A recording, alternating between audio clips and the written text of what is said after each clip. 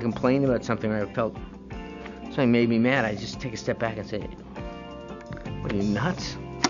This is the best gig in the world."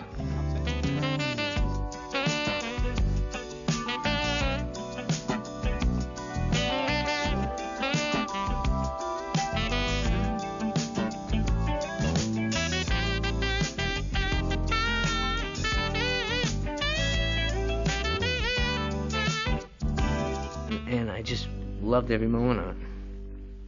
Alex is the epitome of the bright, obnoxious, kind of prodigy kid. I'd moved to the States in 1979.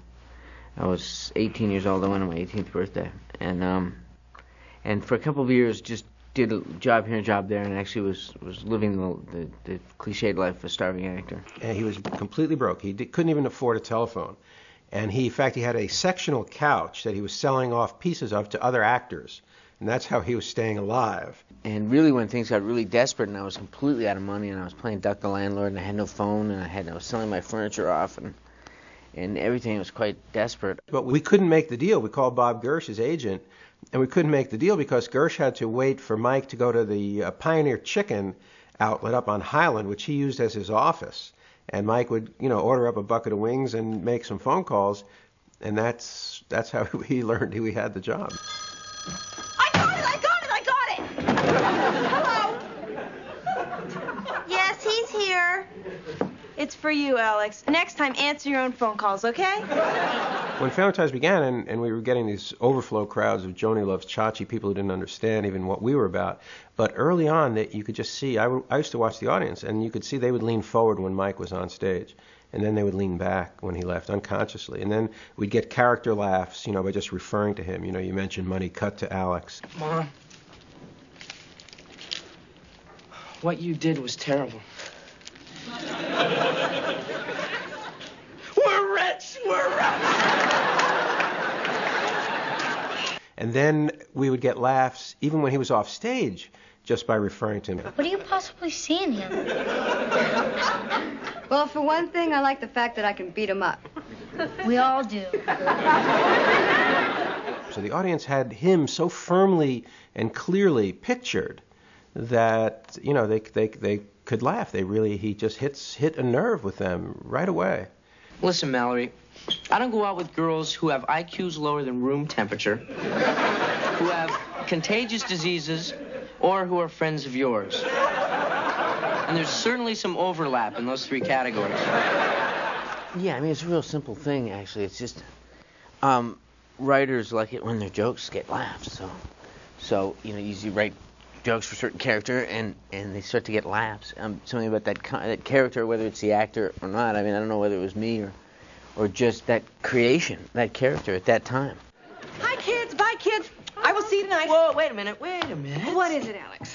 Ma, don't you know that the key to a successful day is a good breakfast? Girls, make your mother some breakfast. On any given night, if you write 5 jokes for that character and they get 5 laughs, or even sometimes 7, 8, 9, 10 laughs on 5 jokes, it's going to keep writing to that, and that's what happened, and the character just took on. Alex, they're just young girls. Dad, they come in as young girls. They leave as men. The timing was perfect in terms of the zeitgeist, I think. And plus, the character of Alex was very much a person in his head, how to get ahead, how to make money, how to get rich, how to take the world by storm. He was the Fonzie of the 80s. It was the Reagan Revolution, it was this new conservatism, and Michael took advantage of that, took that ball, and ran. I remember being in New York with Mike, walking on Central Park. I think Back to the Future had come out already, too, and just a traffic jam started. And then all of a sudden we're surrounded by 10 people, then 20 people, and in the beginning Mike would always try to introduce me, and he'd go, this is Gary, he created the show, and they go, yeah, can we use your back to write on, I want you to know that I'm also a big Alex Keaton fan. Wow. You've got great taste. And Gary tells a story about being in a hospital. This woman, she recognized his name or something and knew he'd done the show, and asked him, said, when are we going to see more of Alex? And he said, we're writing more stories about Alex all the time, or this, that. And she said, No, why don't we see more of Alex, like with his shirt off? Sorry, Alex. I didn't know anybody was in there. Oh, hey, the shower curtain was closed, the water was running. How could you tell? I think Mike handled his fame better than I would have, or that almost anyone I know at that age, would have handled that fame. It was incredible. I mean, one week he had the #1 TV show and the #1 movie. That had never happened before, and you had people literally throwing themselves at him. I want to get crazy with you, Alex. Don't you want to get crazy with me? I mean, no, we can't. It's really a tribute to his parents, to Bill and Phyllis Fox, because they were small town Canadian. His father worked in military police, and they were the happiest people in the world. When they would come down and sit and watch that run through, just watch Mike, and Bill would say to me, "Is he giving you any trouble?" I go, "He's not giving me any trouble, Bill," because he says, "If he gives you any trouble, I'll talk to him." I go, "No one needs to talk to him. He's doing fine," And so he was really well brought up. He's a close family, and it just wasn't in his nature to access that kind of stuff. It's just not who he is. I just want you all to know that you're the most important people in the world to me. And I know I don't show it sometimes, but I love you all very much. To this day, our Parkinson's Foundation gets a tremendous amount of support. I mean, an unbelievable amount of support from these guys that run hedge funds and these Alex Keatons, these guys that grew up with Alex Keaton. If I hadn't played that character, my foundation would be successful. Because of the connection that these, like, budding billionaires have with that character. I mean, it was really important to them.